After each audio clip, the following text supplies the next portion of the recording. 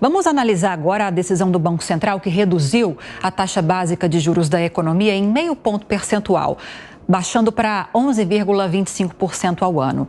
Entidades financeiras avaliam que a queda da taxa Selic barateia pouco crédito e prestações. E a Confederação Nacional da Indústria pediu mais ousadia ao Copom.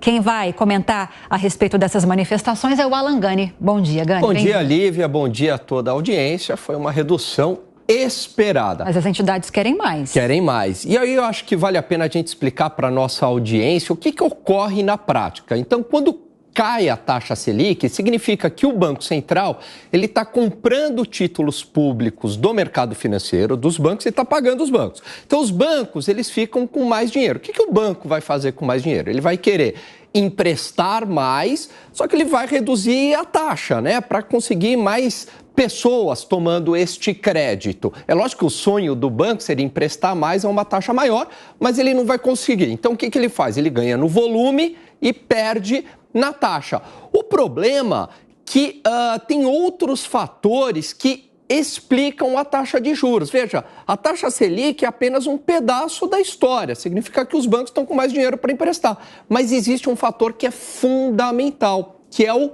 risco. Então, as instituições financeiras, elas levam em conta o risco. E este risco, ele é afetado pela inadimplência. Então, na pessoa física, o risco acaba sendo maior. Este risco, ele é inclusive afetado pelo próprio risco do governo, né, do governo dar um calote. Então, porque o título público ele é considerado um investimento mais seguro. Então, se aumenta o risco do governo, aumenta o risco de uma maneira geral em toda a sociedade. Por isso que a queda da Selic não necessariamente significa uma queda em igual magnitude lá na ponta, no crédito pessoa física e pessoa jurídica. Nós falamos agora há pouco com a Soraya Lawande, inclusive, a respeito de algo nessa linha, que embora nós tenhamos a quinta queda da Selic seguida, nós não tivemos um reflexo positivo na taxa de juros reais aqui do Brasil.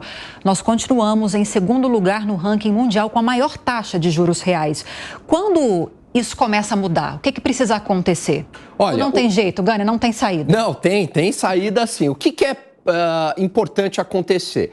A queda da Selic, né, lá para o final do ano, todo mundo espera que chegue em 9%, pelo menos essa que é a previsão. Vamos lembrar que no governo Dilma, a Selic chegou a 7,5%, no governo Bolsonaro, no auge ali da pandemia, a 2%. Qual que é o problema? Quando chega nesse patamar, que é uma taxa de juros já baixa, né, e aí juros reais bem baixos, às vezes até negativos, o problema é que não se sustenta. A gente viu isso no passado. Chega num patamar muito baixo, volta a ter um processo inflacionário. E por que não se sustenta, Lívia? Por conta do fiscal. A partir do momento que a sociedade brasileira entender que é muito importante tomar conta das contas públicas, reduzir o gasto público, aí sim a gente vai ter uma taxa de juros estacionando num patamar de 5%, 4% e vai começar a fazer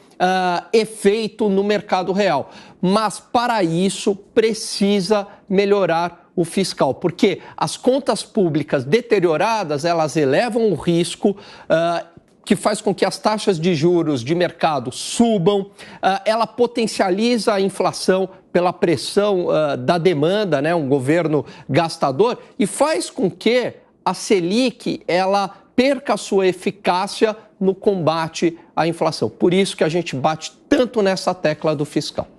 Daqui a pouquinho a gente volta a se falar, Alan Gani? Até. Até.